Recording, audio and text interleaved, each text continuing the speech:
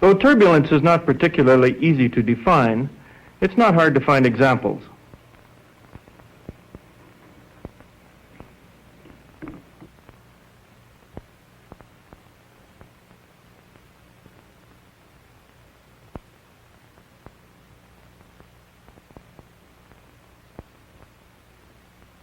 In these, we can find certain common characteristics.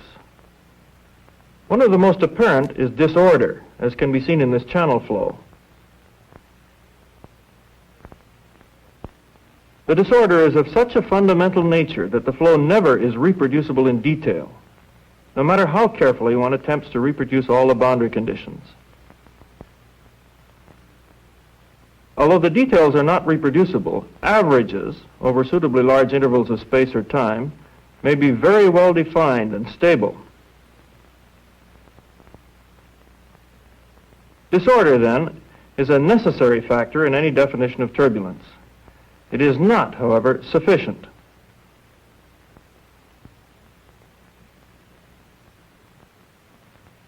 Here is a pretty disordered fluid motion, but it would be unwise to include it in turbulence. A wave field like this does very little mixing, and mixing is an essential feature of turbulent motion.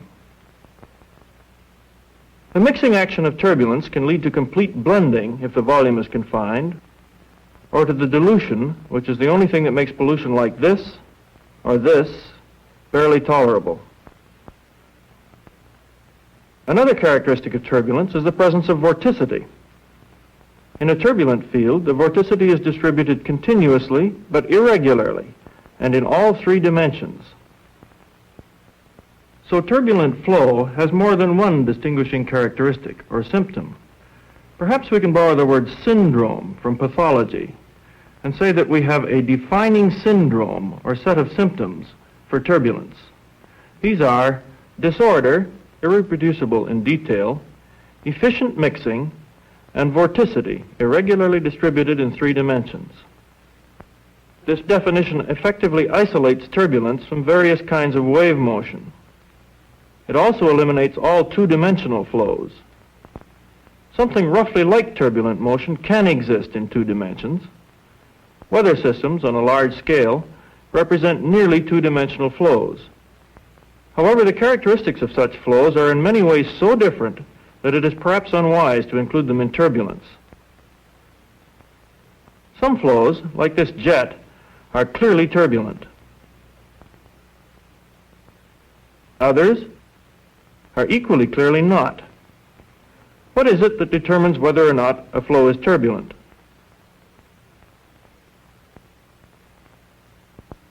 To help answer this question, we'll use this apparatus, which is a version of that used by Hagen over 125 years ago in a study of flow through pipes.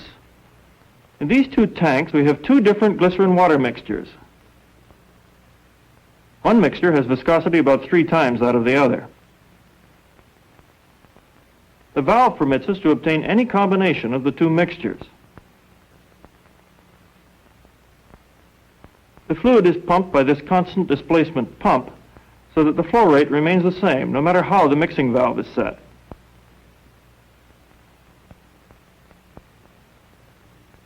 Our pipe begins here.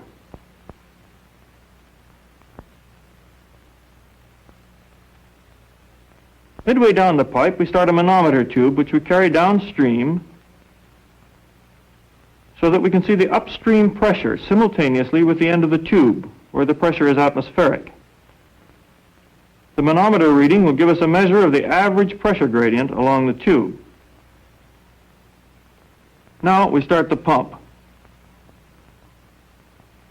The manometer reads about 10 units. Now I change the valve setting to reduce the viscosity.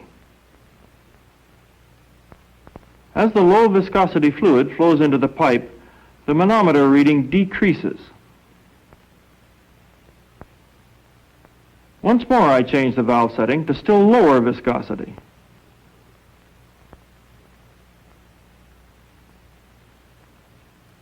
But look here. We have increased the pressure difference, which means that we have increased the drag. Let's look at it again. I increase the viscosity, down goes the pressure difference.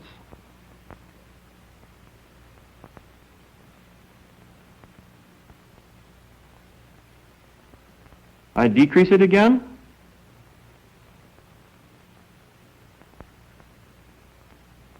Up it goes. Now, let us look at the fluid coming out of the end of this pipe. Notice that the fluid comes out in quite a smooth stream. We have the intermediate viscosity with its corresponding low pressure difference. Now let's go to the lower viscosity with the high pressure gradient.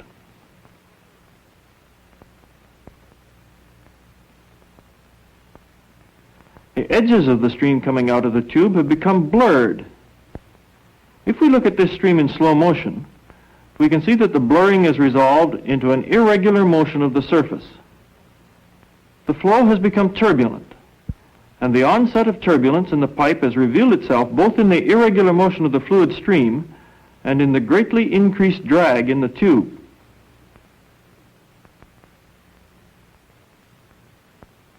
In the early 1880s, Osborne Reynolds did a series of experiments on flow-through tubes and came to the conclusion that the criterion for the onset of turbulence was a dimensionless function of the flow parameters, which has since been called the Reynolds number. There is usually a certain amount of arbitrariness in the definition of a Reynolds number, but for pipe flow, let's take it as the diameter multiplied by the average speed divided by the kinematic viscosity. Although the question is still under investigation, it seems that if the Reynolds number, so defined, is appreciably less than 2,000, the fluid is not turbulent. In this experiment, we have deliberately made the input conditions somewhat abrupt. The onset of turbulence occurs at a Reynolds number not much over 2,000.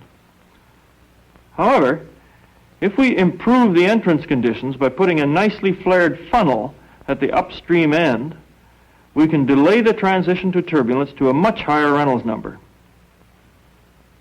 Now we have increased the flow rate and further decreased the viscosity.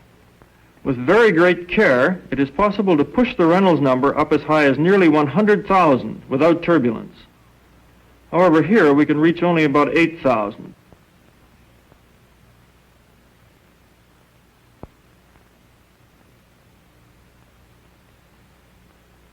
The onset of turbulence depends upon the growth of perturbations because of an instability. For example, at this Reynolds number, the flow alternates between laminar and turbulent modes, apparently randomly, depending, presumably, on some random variations of the perturbations. Prominent in our defining syndrome was the word mixing. What about mixing? Let's modify our experiment by introducing a thin streamer of dye into the flow. Notice that the dye forms a thin filament which maintains its identity with very little change right down the tube. The only mixing is molecular, and the concentration gradients are so small that this process is very slow. This is laminar flow. Now we increase the Reynolds number.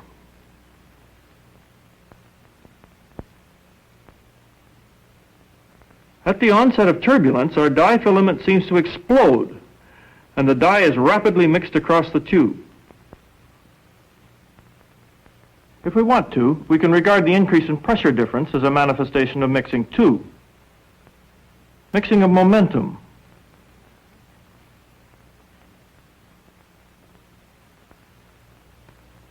In laminar pipe flow, the velocity profile is parabolic. Near the walls, there is a considerable quantity of relatively slowly moving fluid. Dye, injected near the wall, marks some slowly moving fluid. When it leaves the pipe, it falls with a steep trajectory.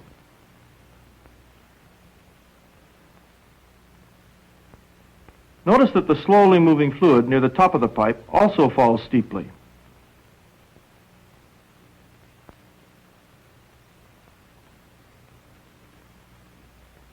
The rapidly moving fluid from the middle of the tube falls with a flat trajectory.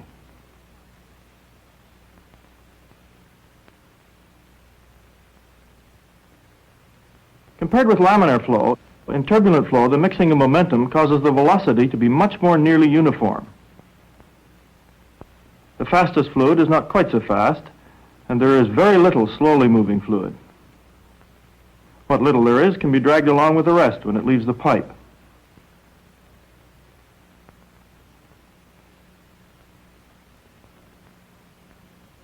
Nevertheless, the velocity must vanish at the wall, so we can regard the wall as a sink for momentum.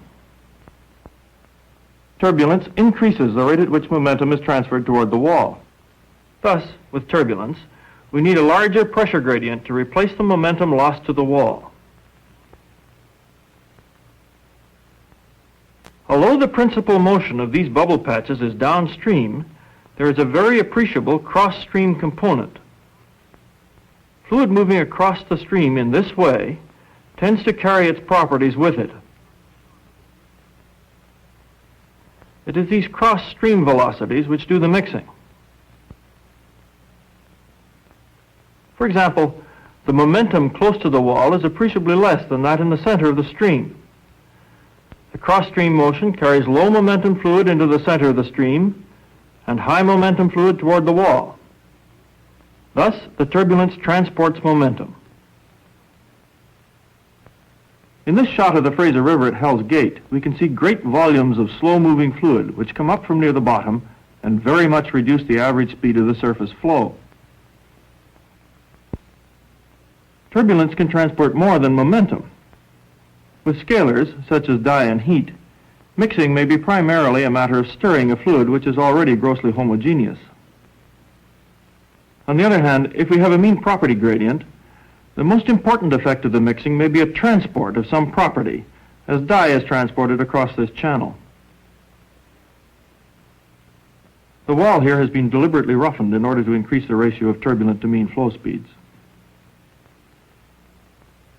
The dye also helps us examine the velocity field. The blue dye is injected at the center of the channel where the flow is fastest. The red dye is injected near the wall into the slowly moving fluid. Notice how, even at the same distance from the wall, the filaments of blue dye move more rapidly than do the red dye filaments. The forward momentum of fluid moving towards the wall is on the average greater than that of fluid moving away from the wall. The region near the wall, then, continuously gains momentum at the expense of the region near the center of the flow. Since rate of change of momentum is force, and force per unit area is stress, we see that the presence of the turbulence produces a stress, the Reynolds stress, within the fluid. The Reynolds stress is additional to the ordinary viscous shearing stress and produces the increase in drag, which we found in our pipe flow when it became turbulent. Now, let's have a closer look at the mixing of a scalar. In this vessel, we have two miscible liquids, one floating on top of the other. If we leave them for a week or so, molecular diffusion will do a fair job of mixing them.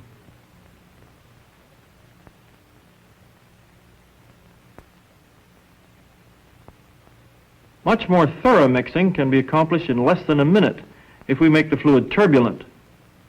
In this case, too, the end result is intimate mingling on a molecular scale, although the turbulent motions themselves are not much smaller than about a millimeter.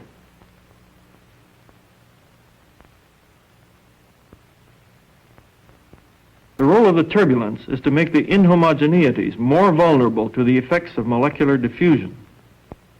Perhaps this can be clarified by animation. Let us suppose we have a blob of something which we plan to mix into the surrounding fluid.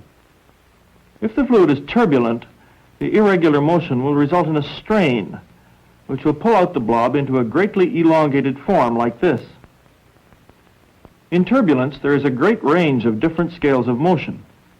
At the same time as the blob is being pulled out, smaller scales are distorting it.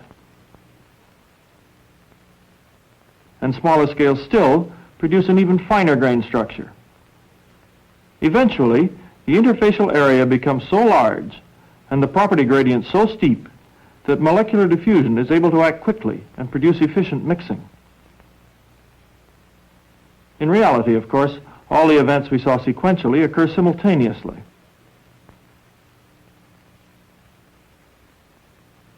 One of the curious properties of turbulence is the fact that although the Reynolds number is very important in determining whether or not a particular flow will be turbulent, once it is turbulent, the value of the Reynolds number is of very little importance as far as the large-scale motion is concerned. These two jets look pretty much the same. On the large scale, a turbulent jet is a turbulent jet, period. However, if we turn our attention to the small-scale motions, as seen in these shadow graphs, the effect of the Reynolds number is pretty clear. Notice how much finer grained is the structure in the higher Reynolds number jet. The reason for this can be understood if we consider the energy dissipated. In these two jets, the Reynolds number difference is produced by having different viscosities.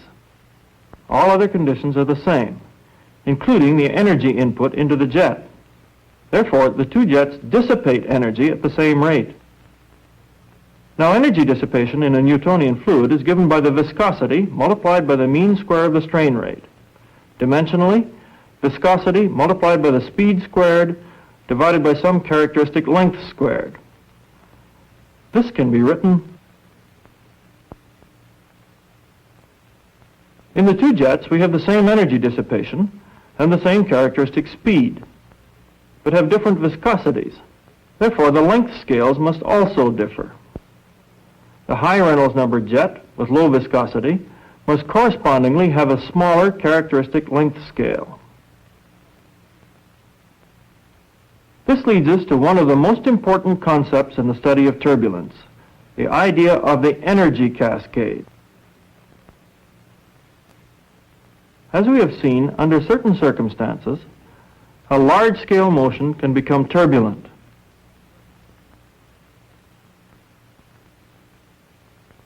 Some of the energy in the large-scale motion is converted into turbulent energy. The largest scales of the turbulence are usually smaller than, although comparable with, the scale of the basic mean flow. However, usually these large-scale motions are themselves unstable and break into smaller-scale motions which take energy from them. Finally, the energy passes down to scales, like those revealed by this shadow graph, which are so small that the Reynolds number is too low for instability. The energy is dissipated by the action of viscosity. The analogy with a cascade of water is a useful one. Here, the only property of the flow at the top, which matters at the bottom, is the rate at which water passes down the cascade. Similarly, in the turbulent energy cascade, at the smaller scales of motion, it is only the rate of energy dissipation which is of any consequence. This rate, together with the viscosity, determines the size of the smallest scales of motion. At high enough Reynolds number, the small-scale turbulence loses all directional orientation. It becomes isotropic. Figuratively, it doesn't know which way is up.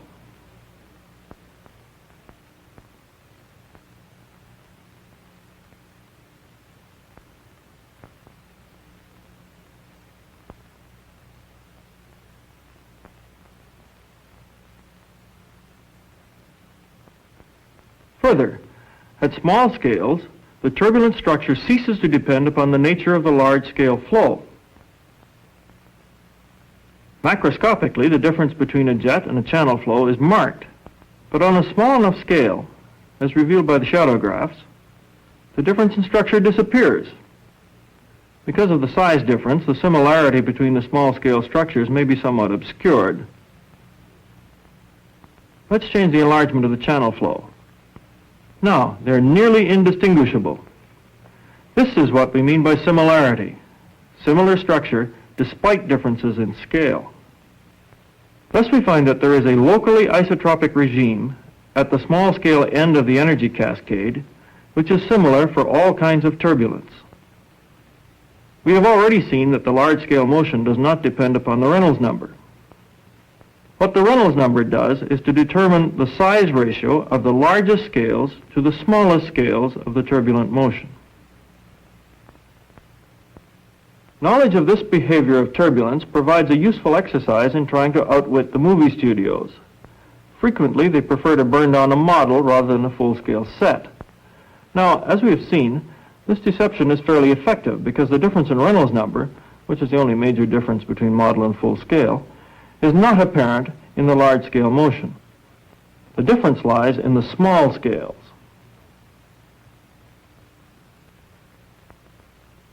One of these scenes is phony. Just look at the small-scale motions and then make up your own mind which is which.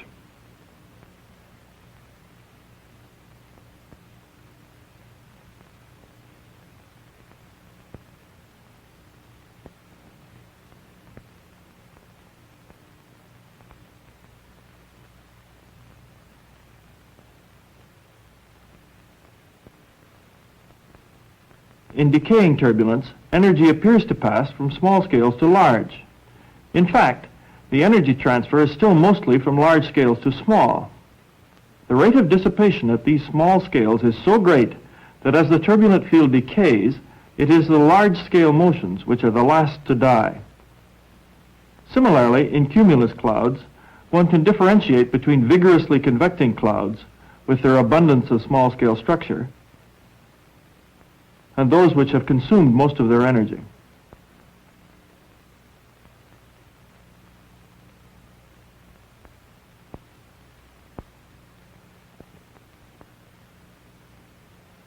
It would be unwise to consider that in a turbulent flow, it is merely the Reynolds number which is of importance and that nothing else counts. In some cases, the Reynolds number may be enormous, many millions, and still no turbulence will exist because of the presence of some other influence, like rotation or density stratification, or, for conducting fluids, magnetic fields. Of these, buoyancy effects are the easiest understood.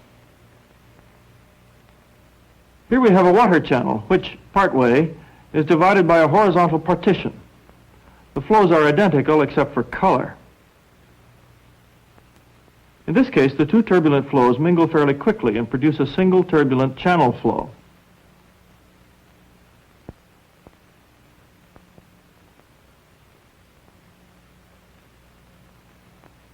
Suppose we put hot water through the upper section and cold water through the lower.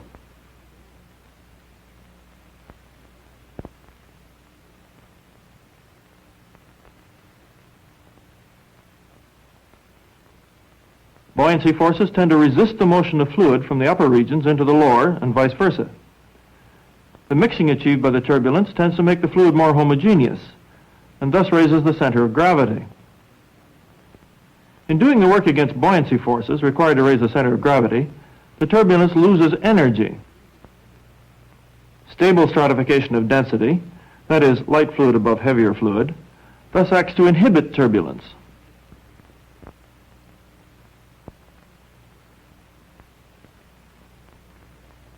On the other hand, if we invert the situation and put the light water through the lower channel and heavier water through the upper one, we greatly increase the turbulent activity.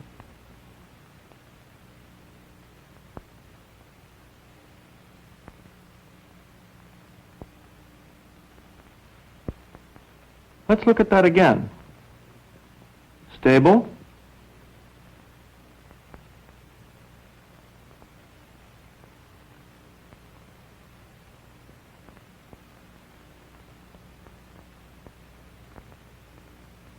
Unstable.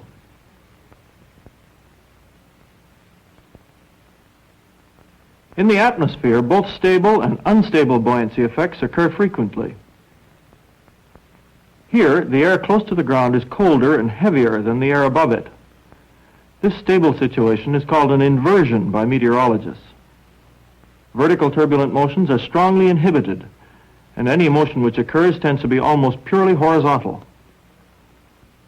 Smog can accumulate when an inversion at some height above a city prevents pollution from mixing upwards. On the other hand, it is not uncommon for the air close to the ground to be heated. This produces instability and vigorous convection. Convective effects also occur in some stars, including the sun. These cells are called granulations, although most of them are more than 1,000 kilometers in diameter. They are thought to indicate convective turbulence.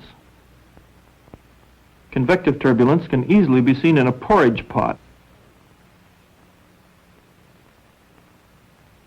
In our defining syndrome of turbulence, we did not use the word random, although it would seem to have been apropos. The reason that this word was avoided was because that, at least to some people, it carries with it the connotation of a Gaussian process. Turbulent distributions are more complicated than that. One of the ways of studying turbulent distributions is with a hot wire anemometer. The output of the hot wire is proportional to the airspeed. In this record, obtained in an atmospheric boundary layer, the large-scale motion is closely Gaussian. However, if we differentiate this signal, or if we examine any other property that is strongly dependent upon the small-scale motions, we find that the property seems to be distributed in concentrated bursts, separated by regions of comparative inactivity. A stationary Gaussian process could not behave in this way. There, the derivatives would look much like the original signal, except for a change in scale. The higher the Reynolds number of turbulence, the more marked this intermittency becomes, and it is particularly noticeable in geophysical flows. This record is of temperature fluctuations in the atmosphere, and this one of velocity fluctuations of a tidal flow in the ocean. As with many other aspects of turbulent behavior, we do not have a fully satisfactory theoretical explanation for this kind of intermittency. It is another manifestation of the baffling but fascinating complexity of turbulence.